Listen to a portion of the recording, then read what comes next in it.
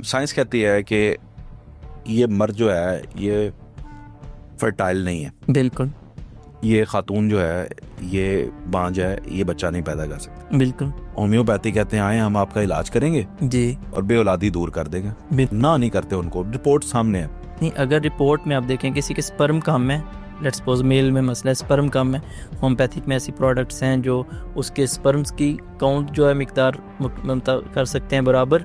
उसके अलावा अगर एक्टिव जो स्पर्म है वो कम है उसको बराबर कर देते हैं। ठीक है, अगर किसी की लेट्स सपोज किसी जो लड़की है उसमें PCOS का मसला है तो उसका इलाज है हमारे पास। उसका PCOS का इलाज करके उसके ओवरीज को ठीक कर सकते हैं। उसकी जो एग जो मेच्योर नहीं हो रहे, हमारे पास ऐसी मेडिसिन हैं जो एग बनते हैं वो अल्हम्दुलिल्लाह मेच्योर होते हैं और लोगों की, और वो हुकूमत पाकिस्तान के ड्रग रेगुलेटरी अदारों से बिल्कुल अथॉरिटीज से अप्रूव्ड, बिल्कुल अप्रूव्ड होती है और उनके कोई साइड इफेक्ट नहीं।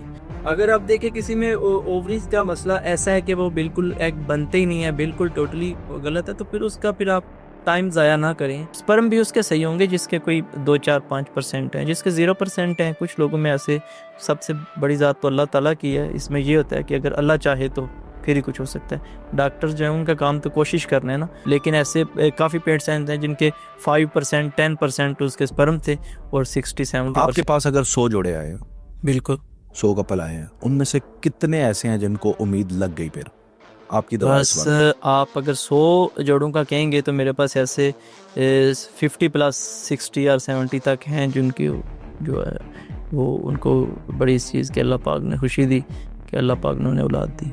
अक्सर अद्वियात इस्तेमाल करने से फिर जो प्रेगनेंसी होती है, आपको पता है कि साइंस ये कहती है कि जब ख़ास तौर पे अद्वियात इस्तेमाल करके आप प्रेगनेंसी हासिल करना चाह रहे होते हैं तो ट्विन बेबीज़ का पैदा होने का बड़े चांसेस पैदा हो रहे हैं। बिल्कुल हो जाते हैं, है ना?